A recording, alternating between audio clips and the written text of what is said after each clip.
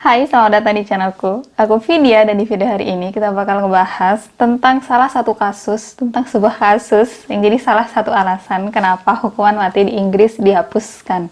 Dan karena kasus ini terjadi di tahun 1948, gak terlalu banyak foto yang bisa aku ambil untuk kasus ini. Jadi kalau kalian butuh banyak foto, butuh banyak visual untuk kemudian bisa paham tentang kasus yang aku omongin, kalian bisa skip video ini karena nggak terlalu banyak foto juga yang bisa aku ambil untuk kasus yang satu ini. Dan kita langsung aja ke kasus yang akan kita bahas hari ini.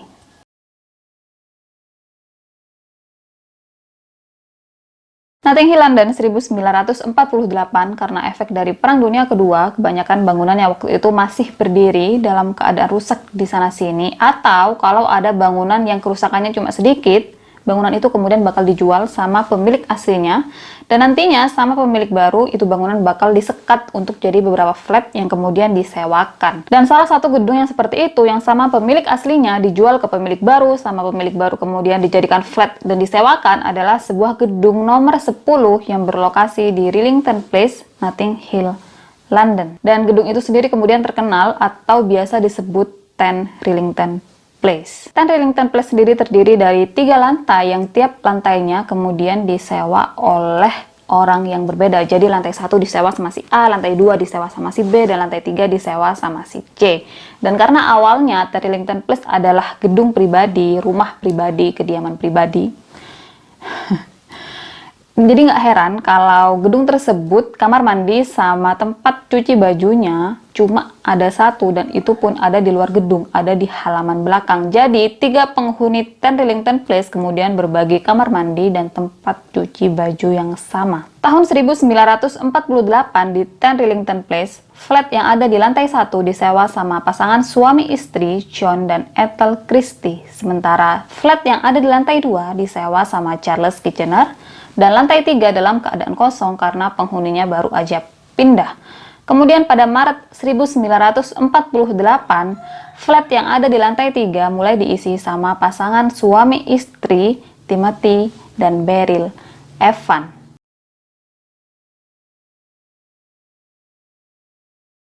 Timothy John Evans, atau yang biasa dipanggil Tim, adalah seorang pria yang lahir pada 20 November 1924 di Glamorgan, Wales. Tim punya seorang kakak perempuan yang lahir pada 1921 dan namanya adalah Eileen. Ibu Tim adalah Thomasina dan ayahnya adalah Daniel. Waktu Tim masih ada dalam kandungan ibunya, ayahnya tinggalin keluarga mereka yang kemudian pada tahun 1929 dari hubungannya bersama pria lain, Thomasina lagi-lagi punya seorang anak, seorang perempuan namanya adalah Maureen. Tim sendiri adalah seorang anak yang kesulitan berjalan, berbicara, dan belajar. Waktu Tim berusia 8 tahun, kaki kanannya gak sengaja nginjek pecahan kaca yang ada di pinggir sungai. Yang setelahnya dia balut itu lukanya pakai kain kotor. Itu kemudian ngebuat dirinya kena penyakit tuberkulosis verruca, dan karena penyakitnya itu Tim sering bolos sekolah. Dia sering nggak masuk sekolah karena harus menjalani perawatan di rumah sakit. Memang Tim sembuh dari tuberkulosis verrucanya, tapi dia kemudian jadi cacat permanen, jalannya jadi sedikit pincang. Dan karena dia sering nggak masuk sekolah untuk ngobatin sakitnya, Tim jadi sedikit buta huruf. Dibilang sedikit buta huruf karena kalau untuk baca tulisan yang singkat, yang pendek-pendek kayak komik, dia tuh bisa. Tapi kalau udah untuk baca tulisan yang panjang kayak dokumen atau novel yang full isinya tulisan semua, Tim itu nggak bisa dan dia butuh bantuan orang lain untuk ngebacain itu dokumen atau itu novel buat dirinya. Dan karena dirinya udah pincang, kemudian juga sedikit buta huruf, nggak heran kalau Tim tumbuh menjadi pribadi atau remaja yang sedikit insecure. Dan karena rasa insecure-nya itu, Tim kemudian tumbuh jadi pribadi yang suka membanggakan dirinya sendiri. Yang sebenarnya itu nggak terlalu masalah kalau kamu membanggakan dirimu, tapi jangan terlalu lebay. Tim dia bilang sama teman-temannya kalau ayahnya adalah bangsawan Eropa, kalau dia punya kakak yang kaya banget, yang mobilnya itu banyak banget. Dan Tim yang waktu itu tinggal di Wales, dia kemudian niru logat bicaranya orang London. 1935, semua keluarganya Tim, termasuk Tim, pindah ke London sesuai yang Tim inginkan. Tim kemudian sambil sekolah, dia juga kerja jadi dekorator dan pelukis. 2 tahun kemudian, pada tahun 1937, Tim justru balik ke Wales dan dia kerja di pertambangan batu bara. Tapi Tim cuma bertahan 2 tahun di Wells, atau dia cuma 2 tahun bertahan sebagai pekerja tambang batubara karena pekerjaannya kemudian ngebuat kakinya sakit lagi. Karena itu tahun 1939 dia kemudian balik lagi ke London, tinggal bareng ibu dan ayah tirinya, juga kakak dan adiknya. Januari 1947, waktu itu usia Tim 22 tahun dan dia udah kerja sebagai sopir truk. Temennya Tim, sesama sopir truk, kemudian ngajakin Tim kenalan sama temen pacarnya. Temannya ini ngajakin double date, dan waktu itu Tim mau dikenalin sama seorang cewek namanya Beryl Susan Thorley.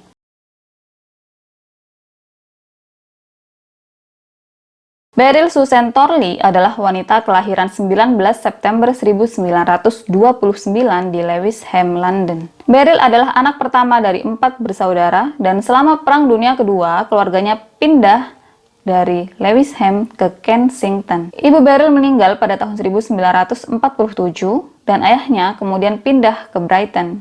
Sementara Beryl, dia tetap di London karena waktu itu dia udah kerja sebagai operator telepon. Di tempat kerjanya itulah seorang temennya kemudian ngajak Beryl untuk ngelakuin kencan buta dengan temen cowoknya, dan dia adalah Timothy. Dan setelah pertemuan pertama itu, Tim sama Beryl kemudian sering ketemuan berdua. Mereka bakal jalan bareng, minum bareng, makan bareng, nonton film bareng, dan beberapa minggu setelahnya mereka melangsungkan pertunangan.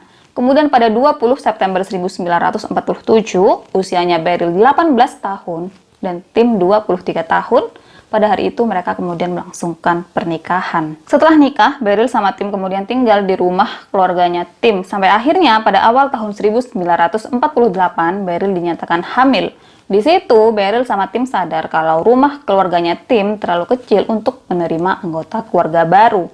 Makanya si Tim sama Beryl kemudian cari flat untuk keluarga mereka nantinya tinggal, dan disitulah mereka kemudian menemukan 10 Rillington Place, flat yang ada di lantai 3 dalam keadaan kosong. Dan setelah mereka cek itu tempat, cek itu flat yang ternyata cocok, Beryl suka sama itu tempat, cocok juga dengan penghasilannya Tim, dan jaraknya pun dekat dengan rumah keluarganya Tim, sekitar 2 menit perjalanan kalau jalan kaki, yang itu udah kayak tetangga banget gitu kan. Jadinya akhirnya mereka sewa itu flat. Waktu itu karena Charles Kitchener yang sewa flat di lantai 2 sakit dan ada di rumah sakit, jadi 10 Rillington Place cuma dihuni sama 2 keluarga, Sean dan Ethel Christie yang ada di lantai 1, dan Tim sama Beryl Evans yang ada di lantai 3. 10 Oktober 1948, anak pertama Tim sama Beryl lahir, seorang putri yang kemudian mereka kasih nama Geraldine. Beryl, dia dikenal sebagai ibu yang penyayang dan lembut, sementara Tim, dia dikenal suka habisin waktunya untuk main bareng sama Geraldine. Dan tiap pulang kerja, dia selalu bawain hadiah-hadiah kecil buat Geraldine. Kemudian setiap hari Rabu, Tim sama Beryl bakal titipin Geraldine ke orang tuanya Tim, karena hari Rabu adalah waktunya mereka berdua untuk habisin waktu bersama, entah makan bareng, entah nonton film.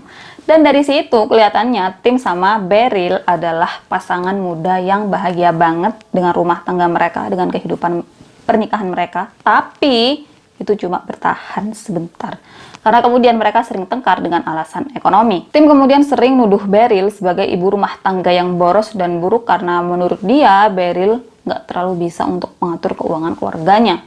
Sementara untuk Beryl, dia kemudian juga sering marah-marah sama Tim karena udah tahu penghasilan satu-satunya mereka cuma berasal dari Tim, karena dirinya ini setelah melahirkan kan berhenti kerja.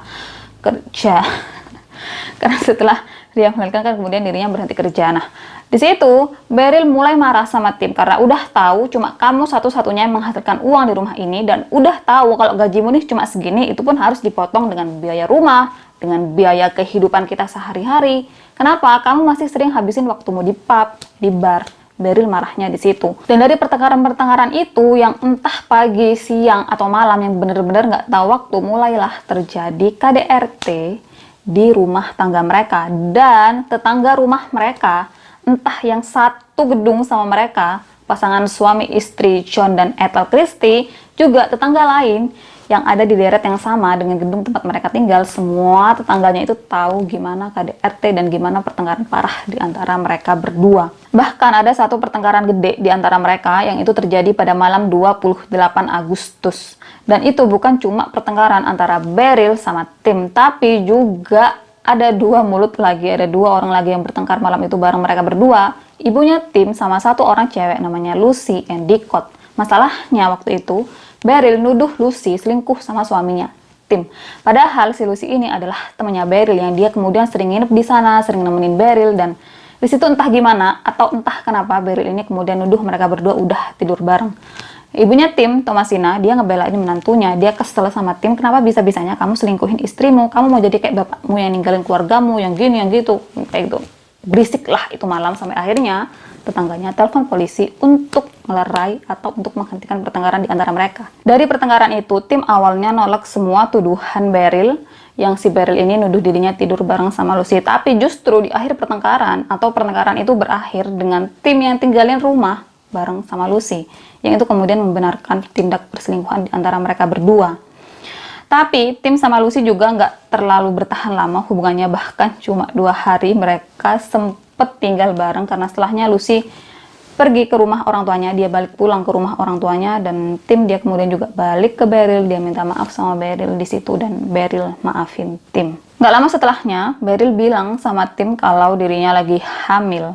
Dan di situ Beryl juga bilang kalau dia pengen gugurin kandungannya karena keadaan ekonomi mereka nggak memungkinkan untuk adanya tambahan anggota keluarga baru.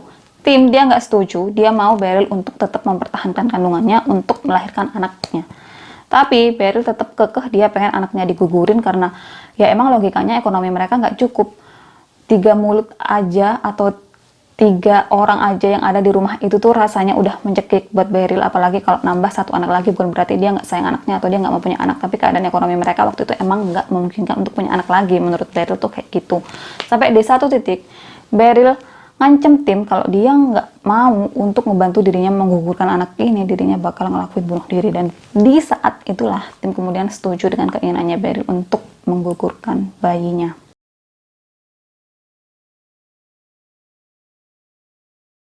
Selasa 15 November 1949, sekitar jam 7 pagi, Cornelius Lynch yang waktu itu lagi siap-siap untuk pergi kerja dan masih sarapan, tiba-tiba pintu rumahnya diketuk. Waktu dia buka, ternyata keponakannya yaitu Tim datang, dan Tim waktu itu datang sendiri, tanpa Beryl, tanpa Geraldine. Dipersilahkanlah masuk sama pamannya. Ditanya, kenapa kamu sendiri? Istri sama anakmu kemana? Dan Tim bilang kalau waktu itu sebenarnya dirinya lagi ada perjalanan bisnis sama bosnya, tapi mobil mereka mogok di Cardiff. Dan karena jarak antara Cardiff dengan rumah pamannya nggak terlalu jauh, makanya si Tim ini kemudian datang ke rumah pamannya sambil nungguin itu mobil kantornya kelar diperbaikin. Tim dia kan kemudian tinggal tuh di rumah paman sama bibinya. Dan selama di sana, Tim kemudian habisin waktunya dengan jalan-jalan ke bukit, baca komik, temenin bibinya untuk belanja. Dan setiap paman sama bibinya tanya, kamu nggak apa-apa nih di sini? Apa Beryl nggak khawatir? Kamu nggak kangen tah sama Beryl? Atau kamu nggak kangen sama anakmu? Di situ Tim bilang kalau Beryl sama Geraldine anaknya lagi ada di rumah ayahnya Beryl, jadi mereka bakalan baik-baik aja tanpa dirinya. Kemudian suatu hari Tim sama pamannya ini lagi ada di pub, dan di pub itu pamannya ngeliat Tim pegang cincin nikah cewek. Pamannya kemudian tanya dong sama Tim, itu cincin nikahnya Beryl ya? Dan Tim bilang, bukan, ini cincin nikah aku temuin di jalan tadi, katanya Tim kayak gitu.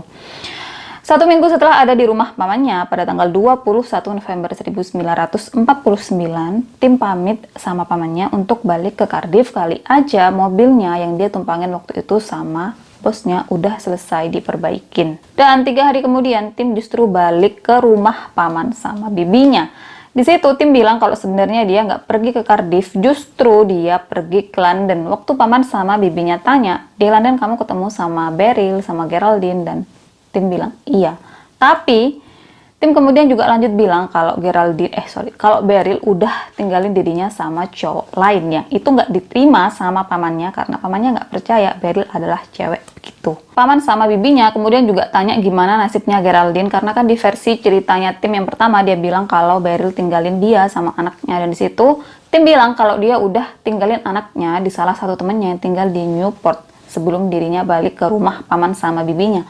Tapi di situ paman sama bibinya tetap nggak percaya karena Beryl bukan cewek kayak begitu. Mereka kemudian terus mendesak Tim sampai akhirnya Tim ngerubah versi ceritanya. Dia sedikit ngerubah di bagian. Dia bilang kalau Beryl udah hamil sama cowok lain, dan karena itu dirinya lah, si Tim inilah yang kemudian tinggalin anak sama istrinya. Sementara itu di London, ibunya Tim sama dua saudaranya yang udah lama nggak dengar kabarnya Tim sama Beryl ngerasa sedikit khawatir kok tumben ini mereka berdua nggak pernah kasih kabar, nggak datang, dan mereka juga nggak titipin Geraldine setiap hari Rabu kayak biasanya.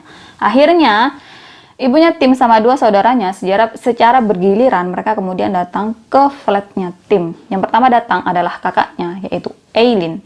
Waktu Eileen datang, di situ flat saudaranya, flat adiknya dalam keadaan kosong, nggak ada Tim, nggak ada Geraldine, nggak ada Beryl, bahkan perabot rumah tangga flat saudaranya juga kosong, nggak ada perabot rumah tangga apapun. Itu tuh udah mirip kayak flat atau tempat tinggal yang nggak dihuni sama siapapun. Eileen kemudian tanya sama satu-satunya penghuni di 10 Rillington Place, yaitu pasangan suami istri John dan Ethel Christie yang tinggal di lantai 1.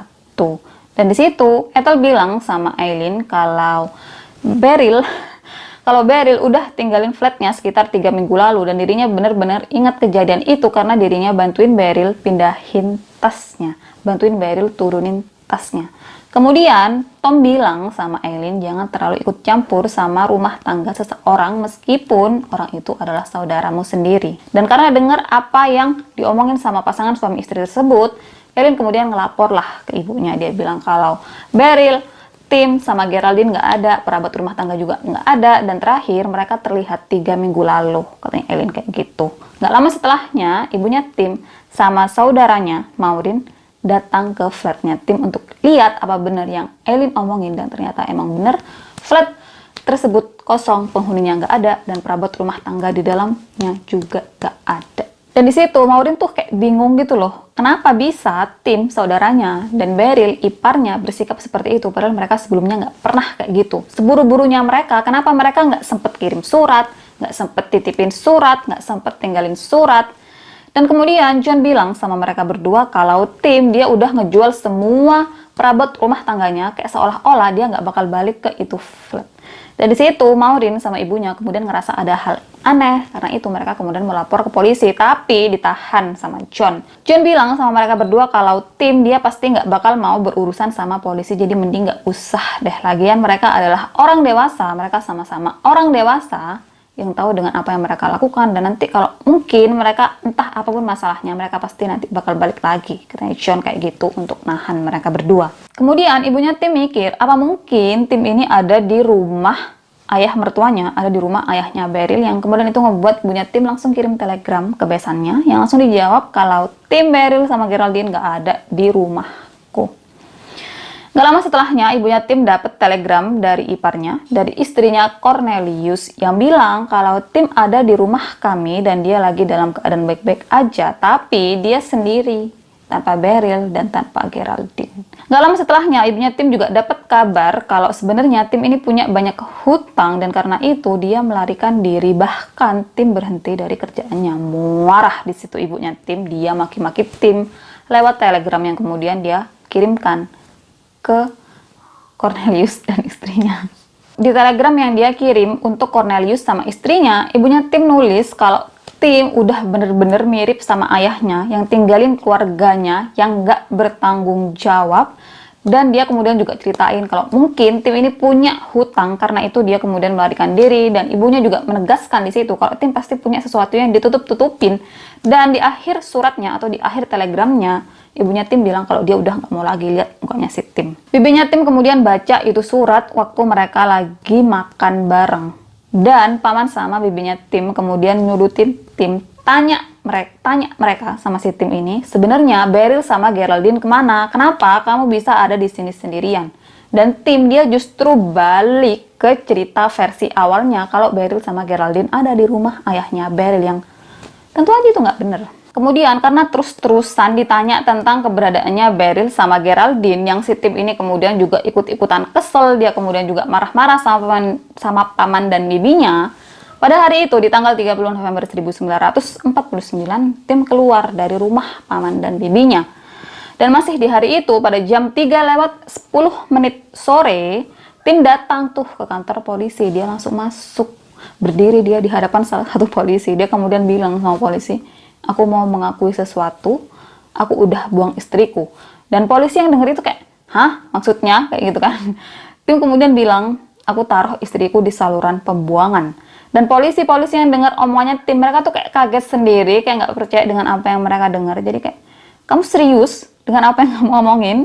Dan tim bilang, iya aku serius, aku udah taruh istriku di saluran pembuangan dan aku nggak bisa tidur, aku nggak tenang selama berhari-hari karena masalah ini. Jadi aku mau melepas bebanku, katanya tim kayak gitu. Polisi kemudian minta tim untuk ceritain kronologi lengkap tentang apa yang sebenarnya terjadi sampai bisa-bisanya dirinya taruh istrinya di saluran pembuangan. Tapi tim kemudian bilang sama polisi, aku buta huruf jadi aku nggak bisa nulis tentang kronologinya, jadi mending kalian yang tulis dari cerita yang bakal aku ceritain, katanya si tim kayak gitu. Akhirnya tim cerita, polisinya nulis, tapi tim nantinya bakal cerita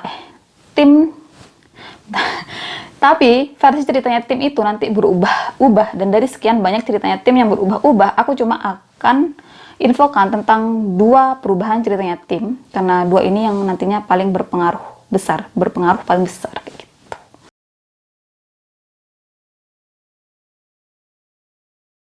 Tim bilang kalau kejadian ini berawal dari beberapa bulan lalu, waktu Beryl mengaku kalau dirinya lagi hamil dan dirinya pengen menggugurkan kandungannya.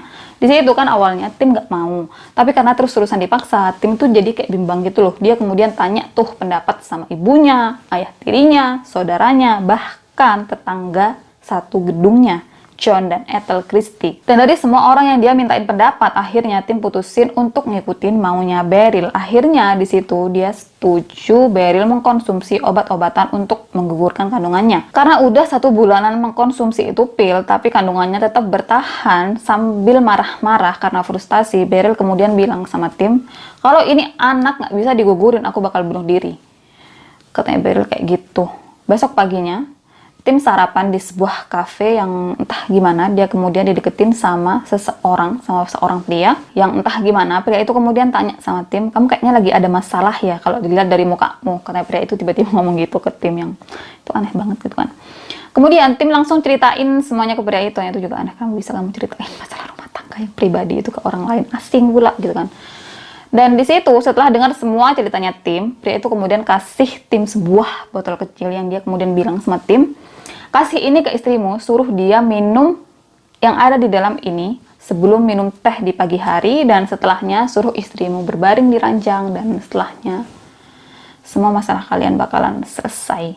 Malamnya sepulang kerja, tim langsung cerita ke istrinya tentang dia ketemu sama pria asing itu yang kasih botol kecil ke dirinya untuk selesain masalah mereka berdua. Tapi di situ tim kemudian juga bilang sama Beryl, kita kan nggak tahu ya itu cowok siapa, dia benar-benar orang asing, dan kita juga nggak tahu ini botol isinya tuh apa beneran obat untuk membantu atau racun untuk membunuh salah satu di antara kita. Itu kan kita nggak tahu, katanya si tim kayak gitu. Jadi mending nggak usah dipakai lah dulu ya, katanya si tim kayak gitu. Akhirnya itu botol tim taruh, terus setelahnya dia tidur. Besok paginya dia pergi kerja seperti biasa, dan malamnya waktu dia balik, botol yang dia taruh itu udah nggak ada di tempat sebelumnya. Dan waktu dia ke kamarnya, istrinya udah kaku, istrinya udah meninggal, yang kemungkinan besar Beryl meninggal setelah dia mengkonsumsi entah apapun itu yang ada di dalam botol tersebut. Panik, tim justru langsung bungkus istrinya dan malah buang istrinya ke saluran pembuangan yang ada di depan gedung tempatnya tinggal. Tim kemudian langsung resign dari kerjaannya, dia kemudian jual semua perabotnya dan titipin Geraldine ke salah satu temannya, dan setelahnya dia kemudian tinggal di rumah paman dan bibinya. Selesai dengan ceritanya, petugas kepolisian yang nyatet semua kronologi yang baru aja tim ceritain, kemudian bacain ulang tulisannya. Kali aja ada yang kelewat, kali aja ada yang kurang, kali aja ada sesuatu yang bikin tim ini nggak srek gitu kan. Dan waktu tim bilang iya, kronologinya emang begitu, tim kemudian tanda tangan itu surat pernyataan juga kronologi yang ditulis sama pihak kepolisian. Selanjutnya 3 orang polisi datang ke gedung tempat tim tinggal, dan mereka kemudian langsung ngecek saluran pembuangan yang tim maksud. Tapi untuk buka penutup saluran pembuangan butuh 3 orang polisi. Dan setelah mereka ngecek di dalamnya, ternyata nggak ada tubuhnya Beryl sama sekali. Dan tentu aja apa yang dilakuin 3 polisi tersebut narik perhatian orang-orang yang tinggal di sana, termasuk tetangganya tim, John dan Ethel Christie. Karena 3 polisi itu nggak nemuin tubuhnya Beryl, mereka kemudian langsung balik ke kantor polisi, dan polisi kemudian tanya lagi sama si Tim, bener nggak sih kalau kamu emang buang Beryl di saluran pembuangan yang ada di depan gedung tempat kamu tinggal? Soalnya kita nggak temuin tubuh Beryl di sana, dan ada sesuatu yang aneh. Butuh 3 orang polisi untuk buka penutup saluran pembuangan. Jadi nggak mungkin kalau kamu ngelakuin itu sendiri. Jadi kamu mending jujur deh. Sebenarnya apa sih yang kamu tutupin? Kata polisi kayak gitu ke Tim. Dan di situ Tim kemudian bilang, iya emang aku bohong tentang ceritaku yang sebelumnya. Sebenarnya nggak ada pria yang aku temuin di kafe, nggak ada pria yang kasih botol kecil sama aku. Dan aku ngelakuin itu untuk melindungi tetanggaku, John Christie. Dan karena aku udah nggak punya atau aku nggak bisa beralasan lain lagi, kali ini aku bakal cerita sama kalian tentang apa yang sebenarnya terjadi. Tim kemudian cerita lagi sama polisi dari awal kalau dari kejadian yang Beryl minta kandungannya digugurin itu benar, kalau dari yang dia kemudian minta bantuan atau minta pendapat sama orang tuanya, sama tetangganya, sama temennya, sama saudaranya itu udah bener dari situ. Tapi 1 minggu sebelum Beryl meninggal ada yang Tim nggak masukkan ke cerita sebelumnya.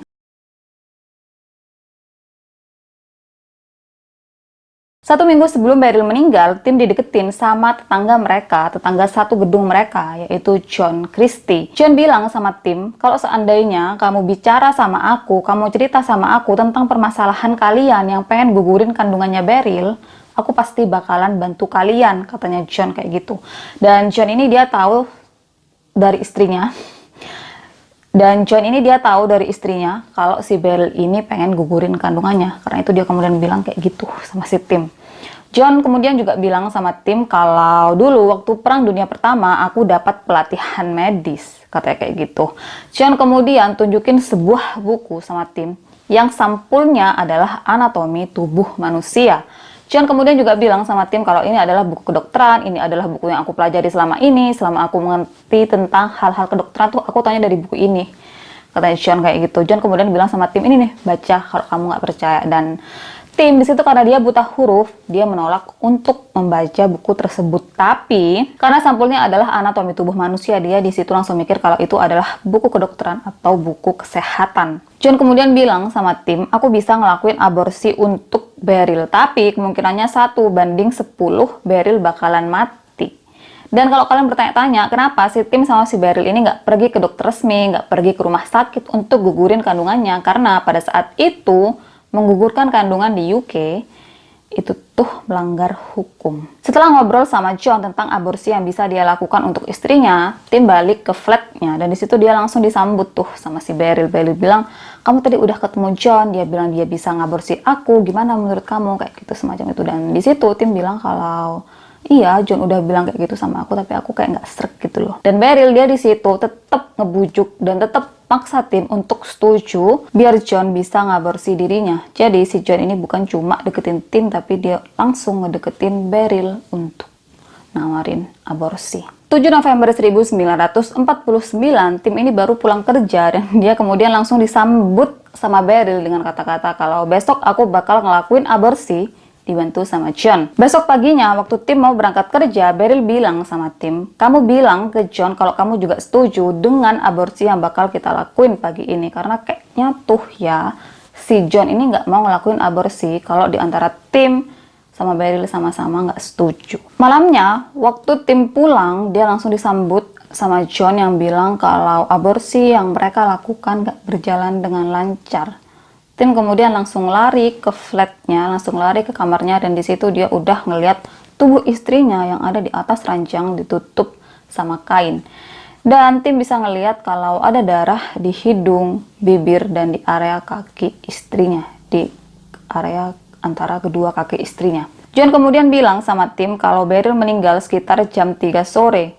Dan John juga kemudian bilang kalau Beryl meninggal karena keracunan obat atau pil penggugur kandungan yang selama ini dia konsumsi. Tim kemudian langsung bungkus tubuhnya Beryl dan bawa tubuhnya Beryl ke dapur dibantu sama John. Tapi nggak lama kemudian mereka bawa tubuhnya Beryl ke flat yang ada di lantai 2, flat kosong karena penghuninya ada di rumah sakit.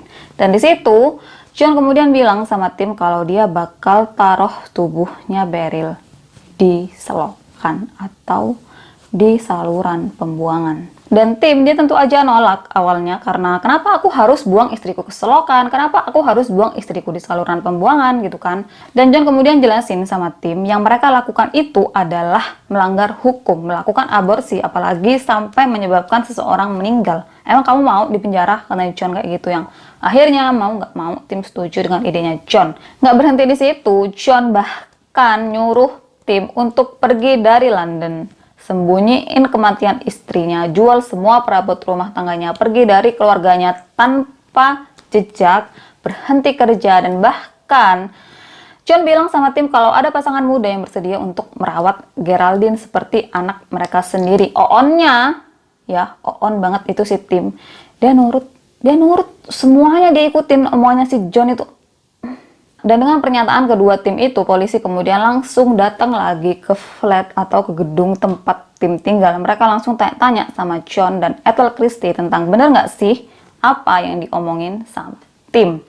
John dia tentu aja nolak, dia bahkan bilang sama polisi kalau aku bahkan sempat bilang sama mereka berdua untuk jangan mengaborsi kandungannya, untuk jangan ngelakuin hal yang aneh-aneh, hal yang macem-macem, karena kalau kamu ngaborsi lewat pil itu bakal ganggu kesehatanmu, dan kalau kamu ketahuan sama pemerintah kamu bakalan dihukum. Ethel dia seolah-olah mendukung apa yang suaminya bilang. Dia kemudian juga bilang sama polisi kalau aku sempat ngeliat Beryl di dekat tempat yang biasa dipakai untuk melakukan aborsi. Selanjutnya, Ethel juga cerita tentang mereka berdua yang sering tengkar, bahkan tentang kejadian yang di tengah malam sampai polisi perlu didatangkan untuk menenangkan pertengkaran di antara mereka. Terus, tim kan bilang sama polisi kalau pada hari istrinya meninggal, John ngelakuin aborsi ke Beryl. Polisi tanya sama John, pada hari Beryl dibilang meninggal sama tim, kamu ada di mana? Kamu lagi apa? Dan John bilang kalau pada hari itu dirinya nggak kerja karena cuti sakit.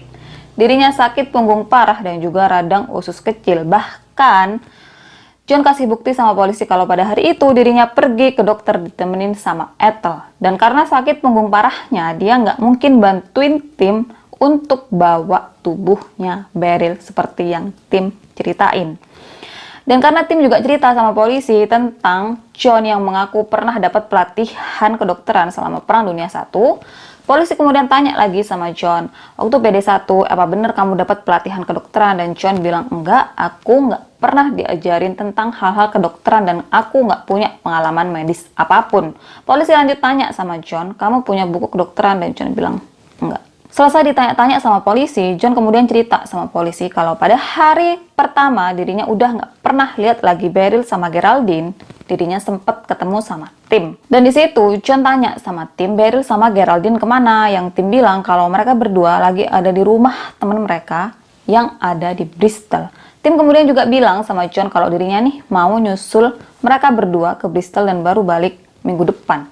Yang kemungkinan itu waktu tim kemudian pergi ke rumah paman dan bibinya. 1 minggu kemudian, tim benar-benar balik seperti kronologi sebelumnya yang dibilang kalau seminggu itu dia ada di rumah paman dan bibinya, kemudian balik ke London.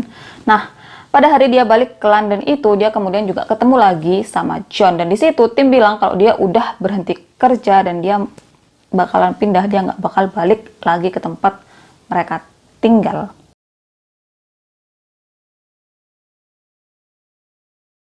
Polisi kemudian mulai periksa flat tempat tim Beryl sama Geraldine tinggal, yang itu flat bener-bener kosong, sampai akhirnya mereka temuin potongan koran tentang kasus pembunuhan yang terjadi pada tahun 1949.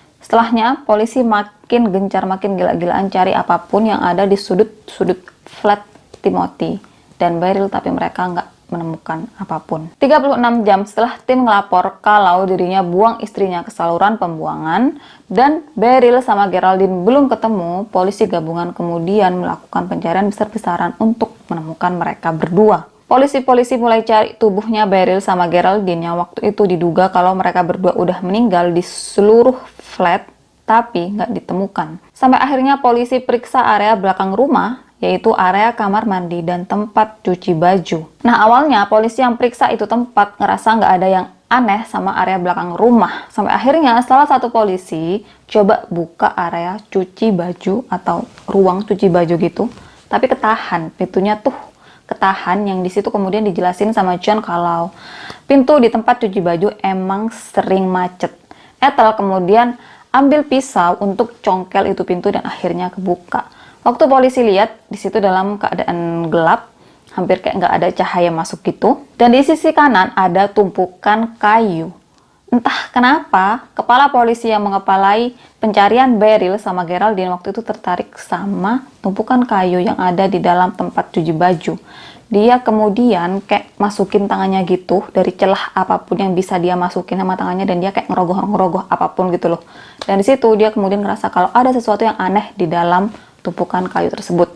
Dia kemudian suruh semua anak buahnya untuk bongkar itu tumpukan kayu, dan disitulah akhirnya ditemukan tubuh Beryl sama Geraldine yang dibungkus pakai taplak warna hijau. Karena ada garis merah di leher Beryl sama Geraldine, polisi langsung mastiin kalau Beryl sama Geraldine meninggal karena dicekik. Apalagi dasi yang dipakai untuk cekik Geraldine masih ngegantung di lehernya. Waktu ditemukan, Beryl nggak pakai celana dalam, wajahnya mengalami memar, matanya bengkak, dan bibirnya berdarah. Paha Beryl juga area pribadinya mengalami memar yang waktu itu dipercaya kalau mungkin Beryl mengalami serangan seksual. Pemeriksaan itu kemudian juga menunjukkan kalau sama sekali nggak ada tanda-tanda tindak aborsi secara medis yang dilakukan ke Beryl. Sementara untuk Geraldine, waktu ditemukan dia berpakaian lengkap dan satu-satunya luka yang dia punya adalah bekas cekikan dasi yang masih menggantung di lehernya. Karena John ada di sana waktu itu, dia kemudian bilang sama polisi kalau dia kenal sama itu dasi, dan dasi itu adalah milik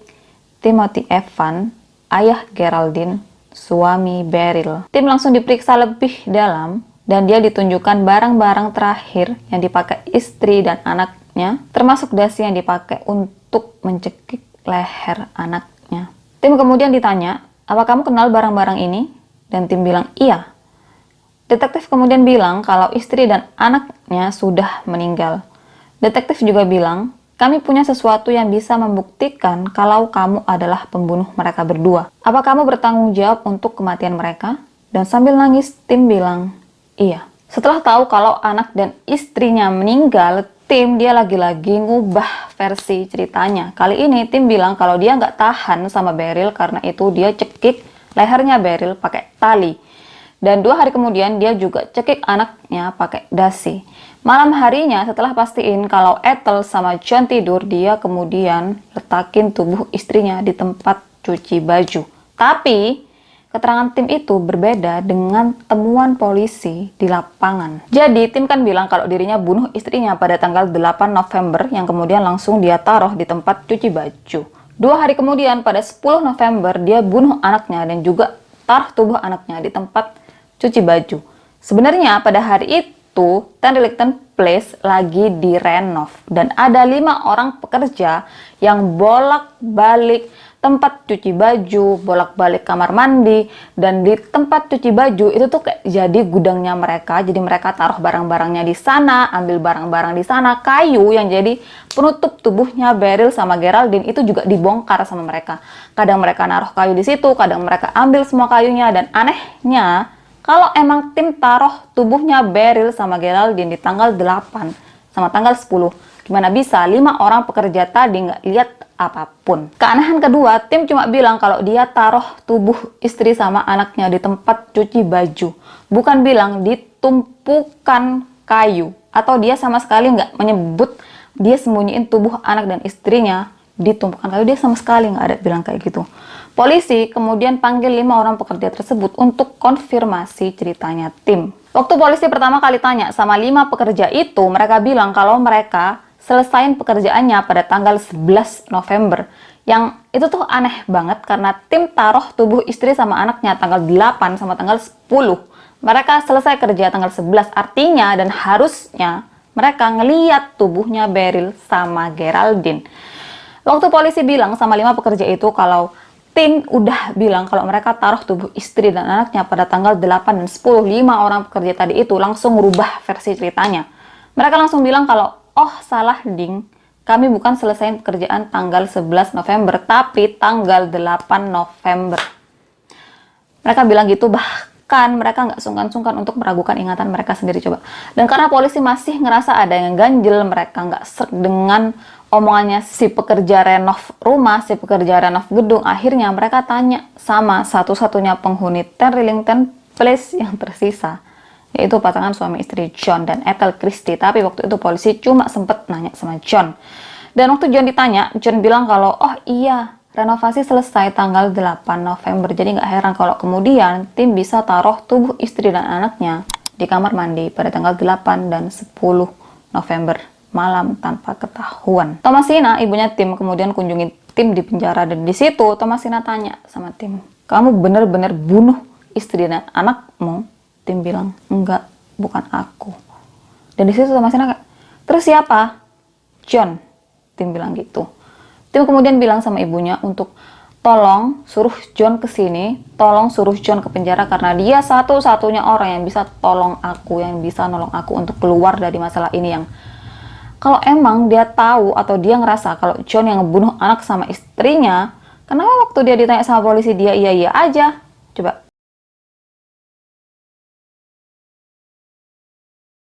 Selama persidangan, Tim nggak mengakui kalau dirinya adalah pembunuh anak dan istrinya. Tapi pengakuan dia dari awal yang berubah-ubah, yang nggak konsisten, itu justru memberatkan dirinya. Apalagi waktu dirinya nuduh John sebagai pembunuh sebenarnya anak dan istrinya, tapi dia nggak punya bukti, dia nggak punya saksi, itu makin memberatkan dirinya. John Christie kemudian jadi saksi untuk persidangan Tim, dan dia ada di sisi jaksa yang ngelawan Tim. Dan waktu itu, John dia dianggap sebagai seorang suci, dia dianggap sebagai orang yang nggak punya masa lalu buruk, yang kemudian untuk ngejatuhin kredibilitasnya John, kredibilitasnya John, pengacaranya Tim kemudian nunjukin beberapa masalah hukum yang pernah menjerat John. 1921, John melakukan pencurian dan dihukum selama 3 bulan penjara. 1923, John mendapatkan uang dengan alasan palsu dan tindak kekerasan yang kemudian ngebuat dia menjalani masa percobaan selama 12 bulan. 1924, 2 kali John melakukan pencurian berturut-turut yang kemudian membuatnya dihukum 3 bulan dan 6 bulan penjara. 1929, John melakukan penyerangan kepada teman kencannya saat itu, yaitu Maud Cole. John pukul kepala Maud pakai tongkat kriket, dan itu kemudian ngebuat dirinya dihukum penjara selama 6 bulan kerja paksa. Terakhir pada tahun 1933, John melakukan pencurian mobil dan menjalani hukuman penjara selama 3 bulan. Dan karena hal itu, pengadilan kemudian melihat John sebagai saksi yang tidak bisa diandalkan. Tapi karena John adalah saksi penting untuk kasus Tim, dia kemudian dipertimbangkan dan akhirnya diterima untuk datang ke pengadilan sebagai saksi. John dia kemudian kasih keterangan rinci tentang hal-hal yang memberatkan posisinya Tim, kayak Tim sama Beryl yang mereka biasa tengkar, dan kemudian Tim ngelakuin KDRT sama Beryl. Setelahnya, pengacaranya Tim tanya sama John, apa kamu melakukan apa yang Tim tuduhkan? Kamu ngebunuh Beryl, kamu ngebunuh Geraldine, dan di situ John bilang enggak. Karena pada hari Beryl meninggal, seperti yang dibilang sama Tim, dirinya lagi sakit punggung parah dan juga radang usus. Dan karena sakit punggungnya, John nggak mungkin bisa untuk bantu Tim atau ngelakuin hal-hal yang aneh sama Beryl. Ahli patologi kemudian didatangkan ke persidangan, dan ahli tersebut kemudian bersaksi kalau Beryl sama sekali nggak punya tanda-tanda kalau dia baru aja melakukan aborsi, dan dia juga nggak meninggal karena aborsi. Dan karena saksi tersebut, Tim sama pengacaranya nggak bisa lagi nuduh John.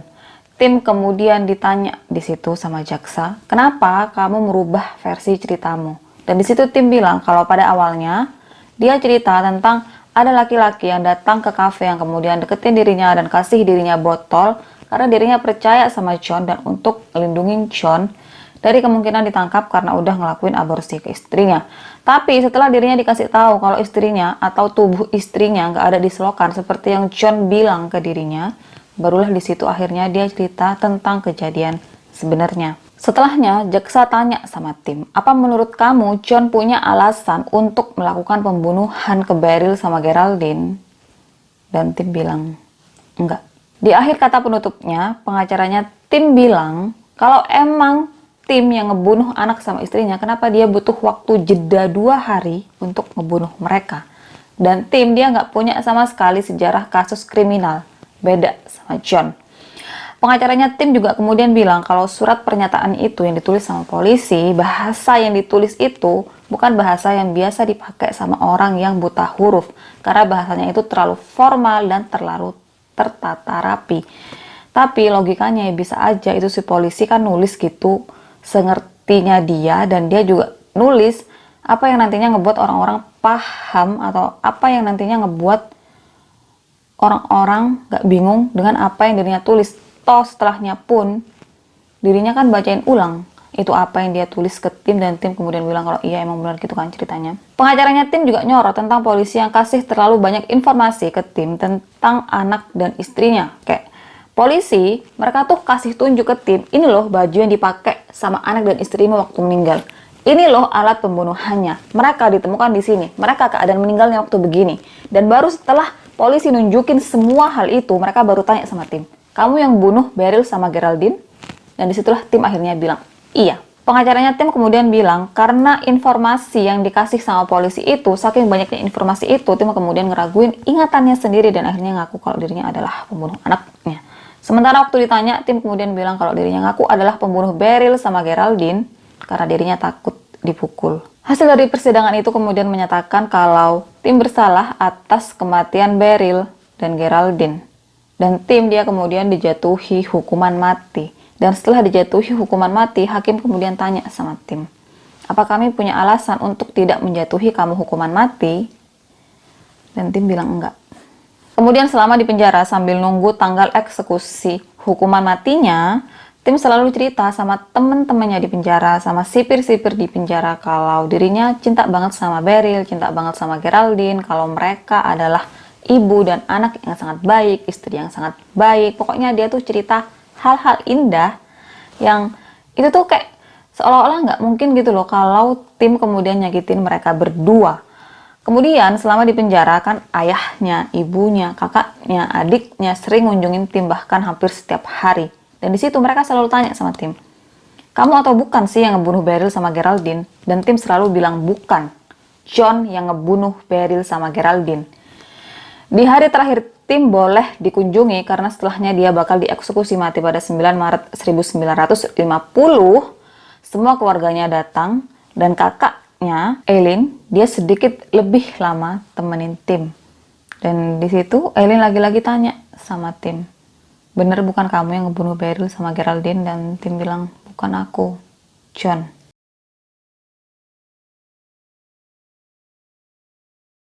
Maret 1953, John sama Ethel Christie udah nggak lagi tinggal di 10 Rillington Place, dan itu gedung juga udah berganti kepemilikan yang sekarang dimiliki oleh orang Jamaika. Kemudian Beresford Brown adalah seorang penghuni flat yang tinggal di lantai 3. Dia kemudian atas izin pemilik gedung bertanggung jawab untuk merenovasi itu gedung, dan dia mulai dari flat yang sebelumnya dihuni sama John dan Ethel Christie. Waktu Beresford lagi ngerenov dapur yang sebelumnya dimiliki sama John, di situ dia kemudian menemukan 3 mayat wanita yang dari pemeriksaan awal diketahui kalau 3 mayat tersebut mengalami serangan seksual selama kematiannya.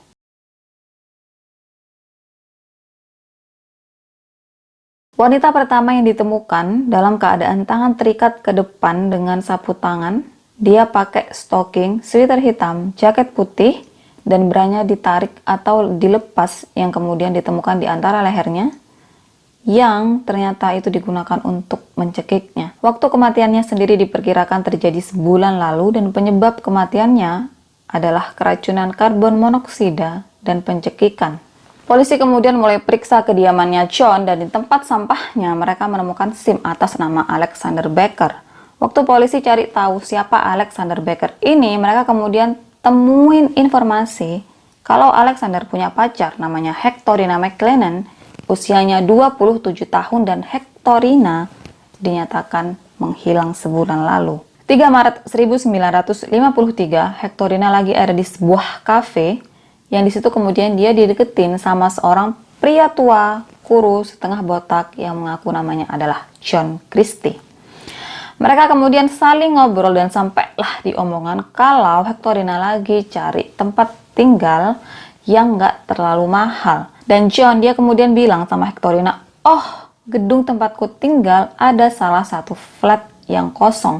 Atau kalau kamu mau, kamu bisa coba untuk tinggal di flatku dulu, lagian aku juga mau pindah, katanya John kayak gitu. Dan Hectorina kemudian bilang, oh ya udah, ntar malam aku bakal ke flatmu, alamatnya di mana, gitu kan. Malamnya Hectorina beneran datang, dan kali ini dia datang sama Alexander. Yang di situ si John nih kaget karena dia nggak nyangka kalau Hectorina bakal datang bareng sama pacarnya, dan yang dia maksud adalah dia bakal tinggal bareng sama pacarnya. Tapi karena mereka udah datang, ya udahlah, John akhirnya persilahkan mereka masuk ke flatnya. Dan di situ Hectorina sama Alexander ngeliat kalau flatnya John hampir nggak keisi, semua perabot rumah tangganya hampir nggak ada. John kemudian lagi jelasin sama mereka, iya kan aku mau pindah, katanya kayak gitu. Dan di situ karena Hectorina sama Alexander nggak punya tempat untuk bermalam, akhirnya John bilang, ya udah kalian bisa tidur di sini. Tapi istriku adalah seorang wanita yang konservatif dan dia nggak terlalu suka pasangan kumpul kebo. Karena kalian belum nikah, jadi kalian harus tidurnya terpisah. Istriku sih sekarang lagi ada di rumah saudaranya, tapi aku takutnya dia tiba-tiba datang dan kemudian ngelihat kalian tidur bareng. Hectorina sama Alexander kemudian tinggal di flatnya John selama 3 malam dan mereka tidur terpisah sesuai dengan keinginannya John. 6 Maret 1953, Hectorina sama Alexander lagi cari kerja. Nah, kebetulan waktu itu ada lowongan kerja yang langsung wawancara, tapi itu khusus untuk pria, itu khusus untuk Alexander. Akhirnya Hectorina sama Alexander pergi ke itu tempat. Hectorina antar Alexander. Alexander masuk, Hectorina tunggu di luar. Nah, waktu si Hectorina tunggu di luar gedung, nungguin Alexander kelar diwawancara, tiba-tiba John datang samperin dia. John kemudian bilang sama Hectorina, bisa nggak kamu ke flatku sebentar, ada yang mau aku omongin, katanya John kayak gitu. Yang Hectorina kemudian bilang, oh ya udah bentar lagi ya, aku mau ke dalam dulu, bilang sama si Alexander biar nantinya dia nggak bingung aku kemana pas dia keluar ternyata aku nggak ada, gitu kan. Hectorina kemudian masuk ke dalam gedung dan dia bilang sama Alexander, aku ketemu John di luar, dia bilang ada yang mau diomongin. Jadi nanti jam 5 sore kita janjian di cafe ini ya, katanya Hectorina ke Alexander. Karena jam 5 si Alexander pasti udah selesai diwawancara dan dia juga udah pasti selesai ngomong sama John. Dan Alexander bilang, oke. Jam 5 sore Alexander udah nunggu Hectorina di cafe yang mereka janjiin. Tapi selama apapun dirinya nunggu Hectorina nih nggak datang-datang. Khawatir, Alexander kemudian datang ke flatnya John. Dia mikirnya mungkin Hectorina ada di flatnya John untuk ngomongin hal-hal yang entah apa itu. Sampai di flatnya John kemudian bilang sama Alexander kalau tadi dirinya emang sempat ketemu sama Hectorina dan bilang sama Hectorina untuk datang ke flatnya karena ada masalah jual beli. Karena ada sewa menyewa flat yang mau dia omongin sama Hectorina. Tapi selama apapun dirinya nunggu Hectorina nih nggak datang-datang, katanya John kayak gitu. Mereka berdua, John sama Alexander, kemudian nyari Hectorina malam itu yang sayangnya nggak ketemu. Nah, si Alexander dia nih kan mau ngelapor tentang hilangnya Hectorina ke polisi. Tapi masalahnya hubungan mereka tuh waktu itu baru banget. Dan dia takut kalau seandainya dia ngelapor ke polisi, dirinya bakal dituduh yang enggak. Dirinya takut dituduh udah ngapa-ngapain Hectorina. Akhirnya kakaknya Hectorina yang sadar kalau adiknya ini ngilang, barulah kakaknya ini yang ngelapor ke polisi kalau Hectorina menghilang. Dan setelah ditemukan tubuh mayat di rumahnya John, kakaknya Hectorina kemudian didatangkan untuk mengkonfirmasi apakah salah satu mayat tersebut adalah Hectorina atau bukan. Dan kemudian kakaknya bilang kalau itu adalah adikku Hectorina.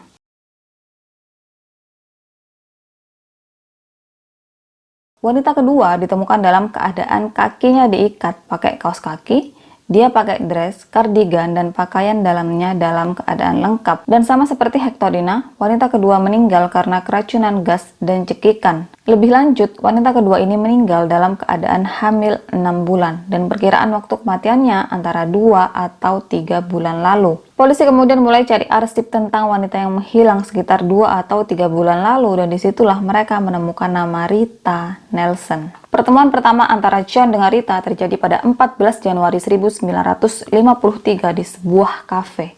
Modelnya si John ini sama kayak waktu dia deketin Hectorina. Rita lagi ada di kafe, kemudian John deketin dan mereka cerita-cerita dan disitulah si Rita mulai cerita tentang masalah hidupnya.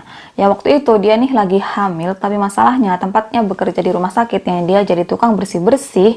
Ada kebijakan di situ kalau kamu hamil di luar nikah, kamu harus siap-siap untuk berhenti bekerja. Dan di situ John kemudian tawarin Rita pekerjaan. Ya kayak Rita senang banget gitulah. Akhirnya John ajak Rita ke rumahnya pada tanggal 14 Januari itu. Dan Rita kan terakhir kali kabarin orang tuanya tanggal 16. Jadi kemungkinan besarnya Rita nggak dibunuh pada pertemuan pertama mereka. Kemudian tanggal 20 Januari, pemilik gedung tempat tinggalnya si Rita datang untuk tagih uang sewa, yang di situ dia kemudian gak temuin Rita, dan karena itu dia kemudian lapor ke polisi tentang hilangnya Rita. Dan setelah ada namanya Rita, polisi kemudian ngubungin saudaranya Rita untuk lihat salah satu mayat itu apakah itu Rita atau bukan, yang kemudian sama saudaranya dibilang kalau itu adalah Rita.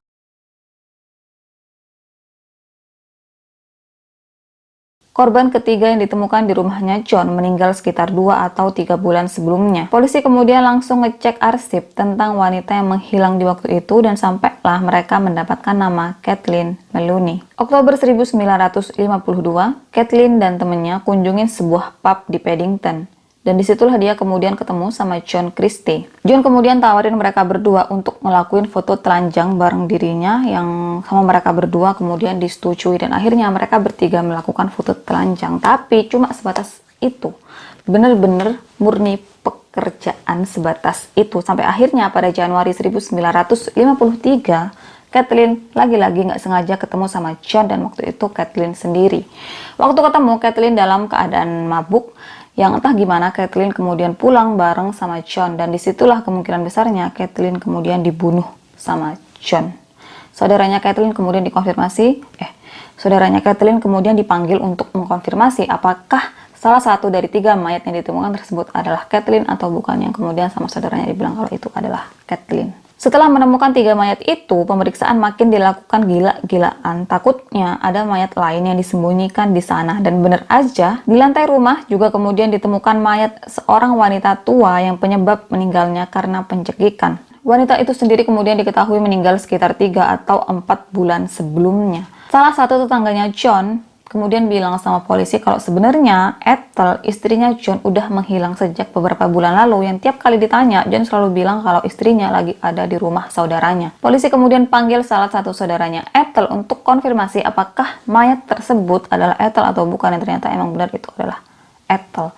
Jadi si John ini kemudian juga bunuh istrinya sendiri. Polisi yang makin kaget kemudian langsung sisir semua area di bekas tempat tinggal John, dan mereka lagi-lagi temuin 2 kerangka manusia di halaman belakang gedung tempat John tinggal. Tulang belulang itu juga bahkan ditemukan dalam keadaan gosong, dan bahkan salah satu tulang paha korbannya John jadikan penyangga teralis. Tulang paha yang John jadikan penyangga teralis udah dia lakukan bahkan sebelum kasus Tim, Beryl, dan Geraldine. Yang disitu kemudian bikin semua orang bertanya-tanya, kenapa nggak ada satupun polisi yang ngeh kalau ada tulang paha manusia di belakang rumah John dan Ethel Christie.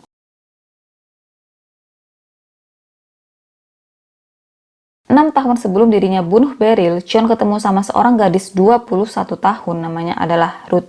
Ruth tinggal sendiri di London karena orang tua dan kakaknya pindah ke Amerika. Ruth kemudian bekerja sebagai seorang perawat dan pekerja amunisi. Tapi karena gaji dan pekerjaan itu nggak cukup untuk membiayai hidupnya, Ruth juga kemudian bekerja sebagai pekerja seks. Kemungkinan besar selama bekerja sebagai pekerja seks itulah Ruth kemudian ketemu sama John, yang kemudian John bawa ke rumahnya dan kemudian membunuhnya. Hilangnya Ruth sendiri dilaporkan pada September 1943 oleh pemilik gedung tempatnya tinggal. Dan Ruth kemudian dikonfirmasi sebagai korban pertama John.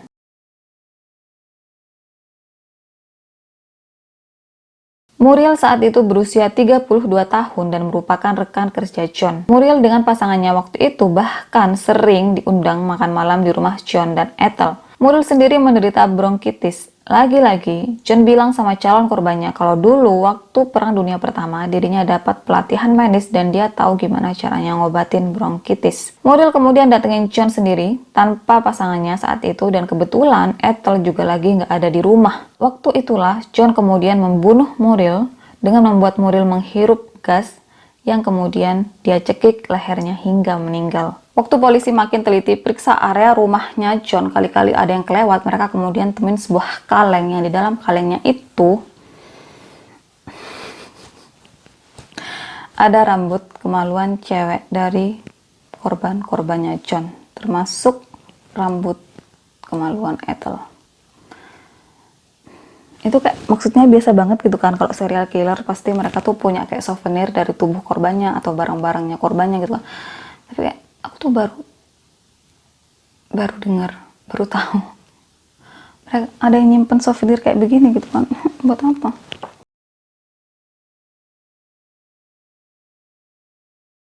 John lahir dengan nama John Reginald Holiday Christie pada 8 April 1899. John adalah anak keenam dari 7 bersaudara. John, dia adalah anak kesayangan ibunya, tapi hubungan John dengan ayahnya nggak terlalu baik karena ayahnya adalah orang yang kaku, keras, dan tidak komunikatif. John sendiri adalah anak yang pendiam, dan sama teman-temannya, John selalu dibilang sebagai anak yang aneh. 24 Maret 1911, kakeknya John meninggal di usia 75 tahun. John sendiri kemudian bilang kalau dengan lihat tubuh kakeknya yang kaku dan udah nggak bergerak membuat dirinya berkuasa, sejahtera, dan bahagia. Karena yang John rasain saat itu, seorang pria yang dulu dia takutin sekarang cuma jadi mayat. Di usia 11 tahun pada tahun 1910, John dapat beasiswa untuk sekolah di Halifax. Mata pelajaran favoritnya adalah matematika, aljabar, dan sejarah. Waktu itu John kemudian diketahui punya IQ 128.